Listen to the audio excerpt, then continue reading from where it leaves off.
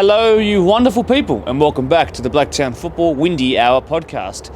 Firstly, I asked you guys last week to get us 15 likes within 24 hours. You'd hit 21 by the evening, so I humbly accept your request to continue the show going on. This is episode number 1 billion seconds equals this number in days, the atomic number of gallium, the number of letters in the Macedonian alphabet, and of course, the number of games unbeaten that both Liverpool and Argentina went on for between the years of 1987 to 88 and 1991 to 93, respectively. Episode number 31 of the Blacktown Football Hour podcast. My name is Mark DePoli. This was First Take. I'm feeling stoked. Cue the intro music.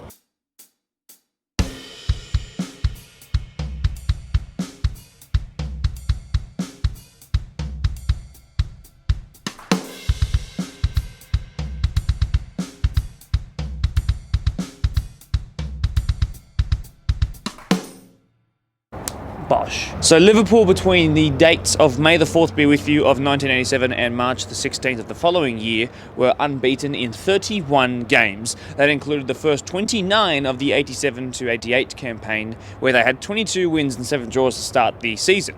They would end up winning the title over their besties Manchester United by 9 points, but would lose their unbeaten streak to Everton. Managed by Kenny Dalglish, their top goal scorer was John Aldridge with 26, 29 if you count all competitions. They actually lost Ian Rush to Juventus in pre-season of that season, so occasionally King Kenny would actually lace up his own boots and be a player manager. Can you imagine in today's game if Roy Hodgson for Crystal Palace laced up his own boots at age 76? I can't believe it either. Anyway, the other team was Argentina, who went, of course, as well on a 31-game unbeaten run between 91 and 93. That run was ended by Colombia, but across those years they featured players like Carlos McAllister, who is in fact the father of both Alexis and Kevin. The latter, or the former I should say, plays for Liverpool. It's a small world, wouldn't you know it? They also featured players like, of course, the great Diego Simeone, Gabriel Batistuta, Jose Luis Villarreal, and of course, Diego Maradona. Ever heard of him? Let's get on with the episode properly now, shall we? Once again, I'm very, very grateful that you helped us hit that 15 like threshold so early. I'm setting higher standards this week. If you want the show to go on just beyond next week, you need to, within 24 hours, hit 20 likes on this video. This week's podcast guest is a man you all probably know very well. He's a multiple-time Premier League winner, and having since taken the reins of the AOL system a couple of years ago, has found great success in the time that he's been in charge. He's about to chat about the 2 trophies that he brought home with the AOL system. He's going to throw back to the 2017 Champions dream run, the 3-peat years, the 7 Hills days. You know Jason Charles very well. It's a pleasure to have him on this show. I've also got some quick fire questions in relation to the Premier League at the end of the interview with him. So they're pretty interesting. So make sure you stick around and watch that part too. Anyway, without any further delay, I'll see you at the end of the episode. This week's podcast guest is a very special one, and a man I've been trying to get on the show for a long time, but haven't found quite the right time just yet. Now I think I have. He's someone who deserves the limelight of the whole episode for his decades of service to football in Blacktown. Regular viewers on the podcast tend to be younger people, Premier League players, a bit of AYL, a bit of this, a bit of that, committee members especially. You'll all know exactly who this person is. Jason Charles is a multiple-time Premier League winning coach, most significantly a champion of champion as well. This year, though, and in the last couple of years, he's endeavoured into the AYL space, which we'll talk about in more detail as the episode goes on. But truly, as an introduction, there aren't many more nice things I can say about this guy. I'll run out of adjectives to do so. Jason, just generally, thank you very much for being on the podcast. I'm very, very appreciative. No, thank you very much. Love to be here. Excellent. Congratulations for all your recent endeavours and achievements in those endeavours. Obviously, you would have seen the AYL vlog that went up about 14 minutes long, where you got to star and have your time in the sun, I guess you could say. How are you feeling off the back of about 3 weeks since then? Oh, that was an awesome weekend. And that was really well done, mate. I really appreciate it. The AYL appreciate it, and I think it'll do well come into trials this year. Well, certainly you can use as much of that content as you would like. I've had the really difficult task of trying to figure out where on earth to start with the questions for sometimes all of my guests, but particularly with you. But someone wise once told me to keep it simple, stupid, and that I will do. So let's start with what's fresh with everyone's minds, right off the back of that AYL. Congratulations again on bringing home 2 of those wonderful big trophies. The games both had huge moments, penalties late on, decisions in the 18th in particular, a save that every time I go back just befuddles my mind how he made it. You are basically the coordinator of the AYL. You are sort of the the grand big brother that oversees everything, if you'd like. Considering, when you signed on to be that and you knew how much hard work was ahead, is it days like that hot Saturday 3 weeks ago that really make all that hard work worth it? Oh, for sure, for sure. Like, you got to enjoy where you coach or, where you work. And, I've been part of this association for 30 years now. And I love the place. And being part of running the AYL is just, it's awesome. I love it. Fantastic. Now, for those who might not be as familiar with the AYL system or the purpose of it, in summary, from the way that I see it, and correct me if you think I'm wrong, it's a pathway, and I hate to say this, it can be seen perhaps by some players as a stepping stone back into the NPL or into the NPL for the first time, I guess you could say. But once you know its purpose and you state your intentions, I guess it can be used for that, and that's fine. So that means it can be, I would imagine, more difficult to sort of form relationships with parents or players in particular, perhaps even coaches. So, how do you actually go about building your football structures, those relationships, philosophies, knowing that you might have a lot of turnover in the new year? Yeah, well, first we start off as in, I have a no politics policy for a start. And we're not a club, we're a family.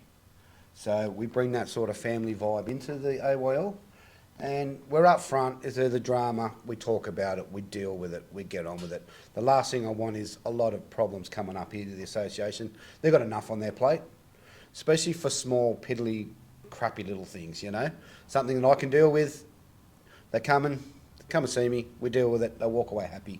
We're all happy, we get on with it. Fantastic. Now you have another year of the AYL ahead. You're already looking ahead for trials. I think they begin this Sunday, if my look at the calendar serves me correctly. But besides an obvious answer to 3 trophies rather than 2 in 2024, what are you looking to build on off the back of 2023? Well, probably pretty much the same. You have a lot of turnover of players that go to NPL, and you lose like a lot of our under 14s that won this year. I think we've only got 4 left. But for them going up to a higher league, our job's done. So it's just getting them new kids in, learning the style of football that we want them to play, quality coaching, and just enjoyment more than anything. And playing at Blacktown Football Park, the great facilities, you don't want to play anywhere else. Certainly indeed. Now there's a picture behind us, behind the camera up there. It does say 2017 Champion of Champions. All age in 2017. Now, for those who need a bit of extra context around there, 3-peat champions Doonside Hawks sign off an incredible era as led under the tutelage of you by being crowned the best sort of local team in men's in the state, which isn't quite half bad if you don't say so yourself, I imagine. That Dooney 2017 team with the likes of the Galliini boys, Scotty Jackson, Matty Hubbard, Chris Dalkeith, those latter 3 I know quite well from these days in the Prem still. That team as a whole, where does that rank among, one of the best you've had the pleasure of coaching? Oh, it is right up there. What a great bunch of blokes. Yes, a lot of them come from NPL, but retired, just had enough of the politics, and just wanted to play quality football in a good environment. So, like, when we got the team together, you just knew that it was special. And I didn't really have to coach them. It was more man management. And just, they brought the high intensity. It didn't matter if I brought a bag of marbles to training. If I split them into 2 teams, it was high intensity because no one wanted to lose. So sometimes I feel like coaches or people who are thinking about coaching might fear having to create culture, perhaps like that. Maybe perhaps hearing that culture sort of creates itself and it's your job to manage it once it does sort of, rear its head. You obviously said you didn't have to do too much coaching, but man management was important. So perhaps could you think of it, you don't have to name names, but perhaps an example of where you really had to sort of talk to a player, put an arm around them perhaps, and do you find it made a change? Yeah, big time. A lot of players are confidence. A lot of players, if they don't score 3 or 4 goals a game, they drop their heads. But as you know, you set them up, it's just as good as scoring. And you just got to remember to tell them that, you might not only scored 1 today, but you set 2 up. Champion of Champions is a competition that for our Premier League teams here at Blacktown hasn't been won all too often, if I do say so myself. There's a serious amount of quality in New South Wales club representative men's teams, and that should be applauded for keeping the competition so hot. Now, the Marion team of this year succumbed just recently in one of their earlier rounds, and that's a shame because they were a wonderful team to watch, but they fell to a quality team as well. Speaking about back to your 2017 champions, that's a feat not many have been able to match, certainly in recent times as well. So what sort of separated that crop of players from maybe what we see in other years and made them so special, do you think? Well, it's just the way they got on. It didn't matter. Well, like we didn't lose too many games, and they weren't big-headed on that as well. We also took game by game, day by day, who was our next opposition. And as you know, in the Blacktown Premier League, mate, it's tough, it's physical, it's hard. There's quality, and we just went out there. And, teams were giving it to us. We'd go down in half time, 2-1 down, and come out and win 4-2. Because it was just the way we chatted at half time, and the same as the champions of champions. Like, it's all about the draw. Like sometimes we were lucky, we got a good draw, as in normally your first round you travel. We got the bye, which was good. It's lucky. And then the second round we played at home, because back then they liked to play on a lot of artificial pitches, and not too many clubs had artificial pitches. I think about the third or fourth round we're supposed to play the winner of Auburn and Chippy Norton. They had a massive holding brawl, and the game got abandoned and they got kicked out. So we had a bye going in the semi-finals. Oh, so wow. Fresh as, and we played Emu Plains, who were absolutely quality. We beat them out here at the football park 2-1 to go into the final against Inter Lions. Now that's the team that when the program come out, it was David versus Goliath. They had 3 A-League, ex-A-League players in their team, all these NPL1 team. And I remember at the last trainer session, we're going like, wow, look at this team we're playing. Like, how are we going to win? But then we're just talking, and one of the boys go, we're only good as a team that gets put in front of you. And we come out with a victory. There's a nice photo up there. Which was absolutely awesome. After 9 minutes, we're down 1-0, and I'm thinking, oh, God, we're going to get whacked 10-0. And Roger and their best player had a 50-50 tackle. Their player pulled out. Roger continued on with the tackle. All legal. And the game just turned. And that was it. Interesting. Very interesting. There's some highlights footage of that. I will see if I can put that over the top of just that segment there. Yeah. We'll see if we can get the Google Drive working. Now let's go back to the beginning now, really to sort of flip the script on its head. Really simple question. What was your first club, and what position did you play back in the day? My very first club was Pendle Hill Tigers. And I think I played like 4.5. But apparently I used to hold my dad's finger, let it go and kick the ball, come back to his hand, But when you started playing, like back then, under 6s, you're playing full field. There was none of this rue ball, So I was playing striker. Finished my career playing sweeper, so I went from one end to the other.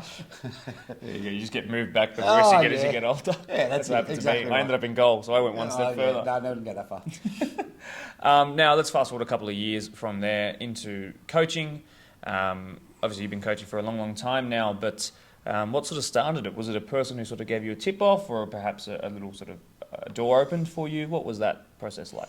Well, I was playing for representative for this club. We were Blacktown Association, and then we were in like a non-league. And then the year after that, Football New South Wales said if you're an association team, you'd have to you couldn't play in an NPL sort of. So that's when we come back to Spartans. But I was getting about 31, and actually a friend of mine who actually coached me at this club, Dave Hubbard, went to Nepean NPL under 19s and said, when you finished, come across and be my assistant. Just that one conversation. Yeah. Huh? Strange. And then when I finished, I thought, you know what, I don't think I could go for another pre-season. I'm done. And then Dave took me up to Nepean for a couple of years where we were under 19s, and then we took over first grade and we won both years.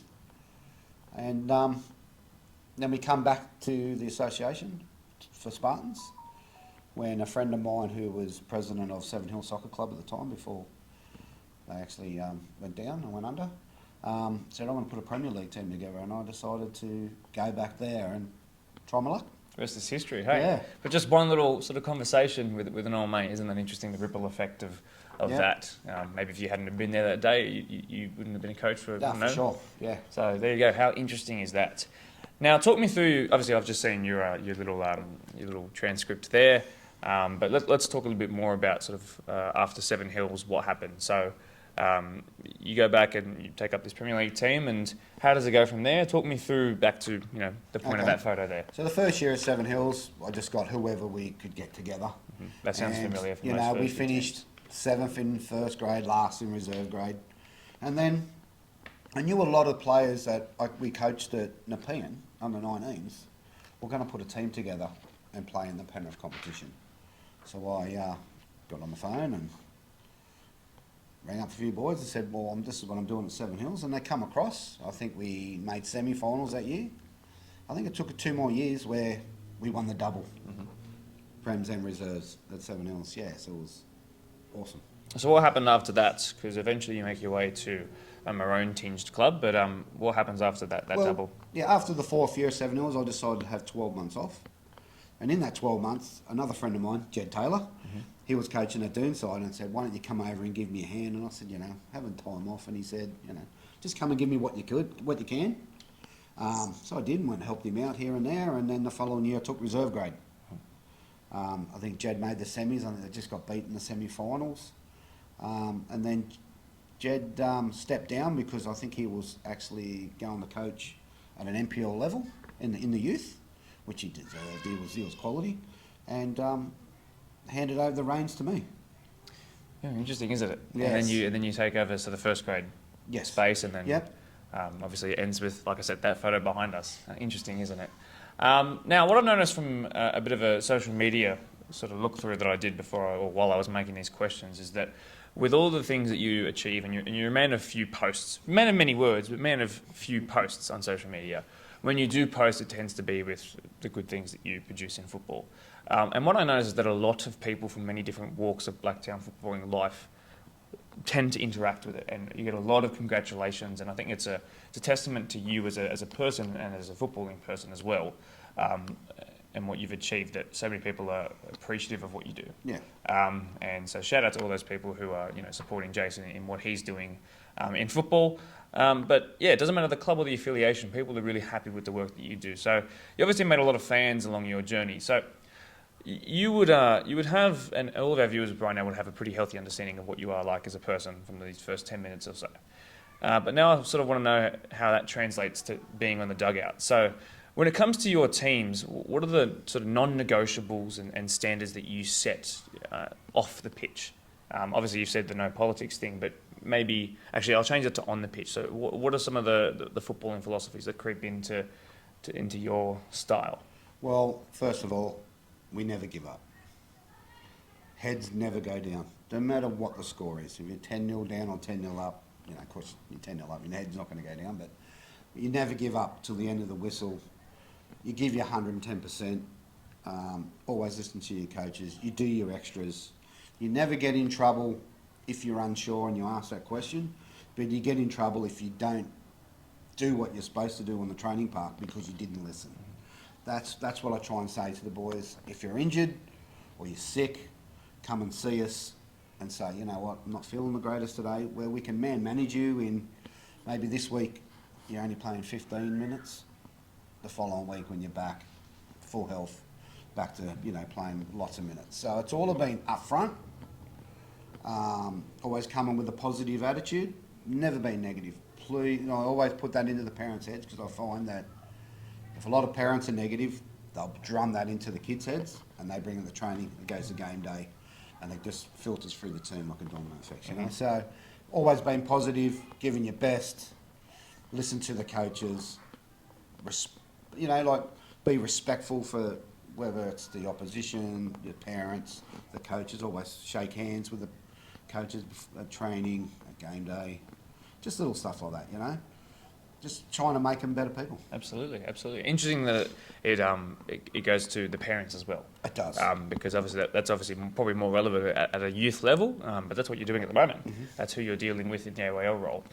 If you need an example, he's probably too humble to mention this, but the 14s that won the AYL Grand Final were a couple of minutes away from not even making the finals at all. And had it not been for not putting their heads down as an underlying theme of how they approach football tactically and off the pitch too, they wouldn't have had the chance to even be in that grand final, let alone the semi-final. So obviously that mantra rings strong. Now, to testify all of what you've just said as well, you can go and watch the AYL Grand Final vlog by just minimising your screen. At the end of the podcast, wait till the end, and watching the 14s and 18s AYL Grand Final vlog. Obviously, you feature on there too. You also did something amazing, which was when we got to the Western New South Wales and Manly game, you really unpacked their style of play in a way that I haven't had many guests on our podcast or vlogs do in my time here. And you actually detailed to me what both teams do, how they sort of approach their play and what their strengths and weaknesses were and how you were going to beat them. And I mean no disrespect to any other coaches that have ever been on here, but most people usually say that we stick to our philosophy and that's the only sort of way that they think about it. And, you know, that's kind of boring on camera, but it actually does work most of the time. But you took it a step further. You were able to realise what the opposition strengths were and adapt to it. And I was really appreciative of your time when it came to that. So could you perhaps give me an example of where perhaps you were down at half-time in a game and in any walk of footballing life that you've been a coach in your time, where you perhaps noticed something like that and you made a massive change and it totally changed things around? Well, I like to bring the players in. I think you just got to keep it simple at half time.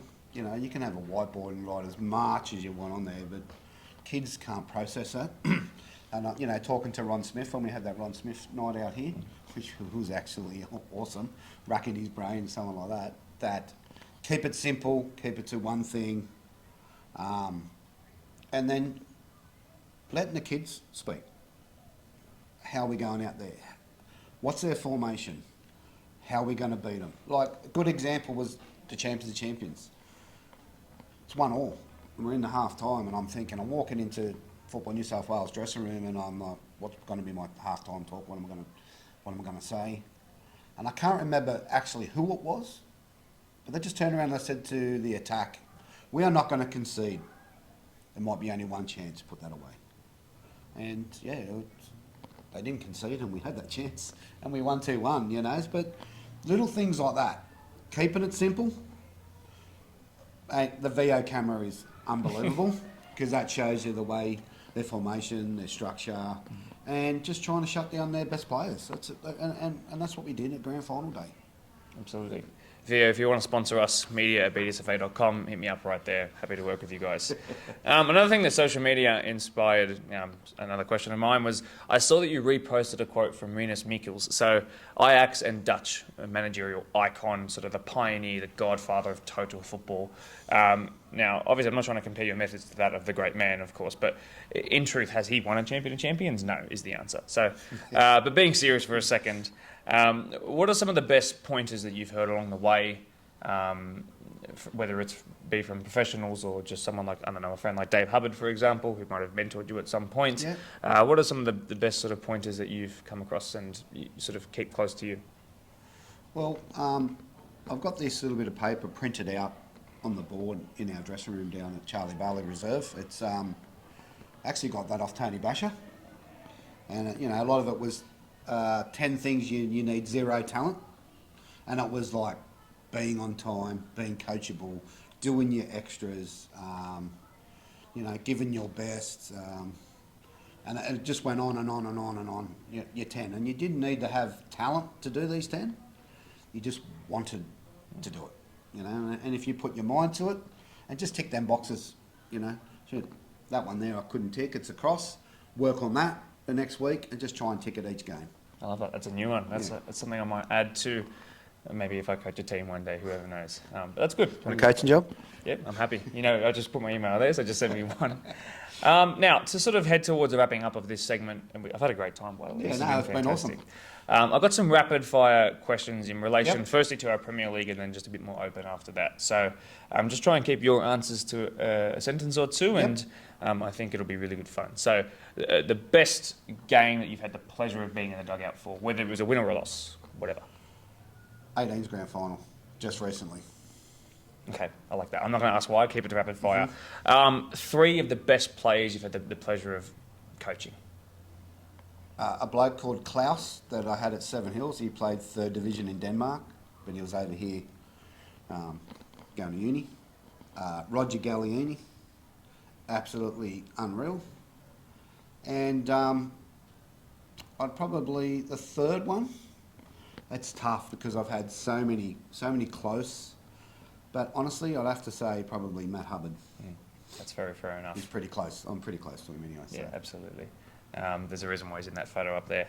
The favourite Premier League season of your career? Premier League, the 2017. No surprises. Where we only lost the one game, but won the grand final and championship. The treble, my friend. Now, away from the Prem, let's look more recently. Describe the feeling you got when in that 14's grand final, Jairus missed an open goal from 5 yards to win the game and then scored the penalty at the death to win it. Well, from 2 yards out is it not going to be our day? To what a finish. And yes, it is going to be our day. So, no, but the 14's, like you said, from 3 weeks prior to actually winning the grand final was just absolutely awesome. To the 18s who might be departing from the AYL, I know that there's a very small amount of retention because of their age, quite simply. Best of luck to you guys, by the way. You guys are all fantastic, and I can't wait to see what comes of your wonderful young careers. But what is your departing message to them? 2 sentences. Mate, pleasure to be around you all year. I hope you get what you want out of life. I know a lot of them doing the HSC this year, so good luck. Hope you get your ATAR result with what you want, and I hope you find that NPL team that will be deserving to have you, and you'll go a long way. Deserving to have you, absolutely. I agree with that. And the very last one is, obviously you're nowhere near the end yet, I hope, when it comes to the coaching career, but what would you like to be remembered for in football by football people? Just someone that likes to keep a smile on people's faces, gets along with everybody, and just tries his best. There's a really clear and obvious reason as to why I brought Jason on for these end of season, post 2023 season podcast episodes. Short, sharp, and simple. Enough about describing myself. This guy here is so well spoken, and I really love the enthusiasm he has. He has quite literally touched every little bit of sort of Blacktown football, whether it's clubland, playing, whether it's part of the AYL system, representative system as well. He sort of represents everything that's good and comes through this podcast.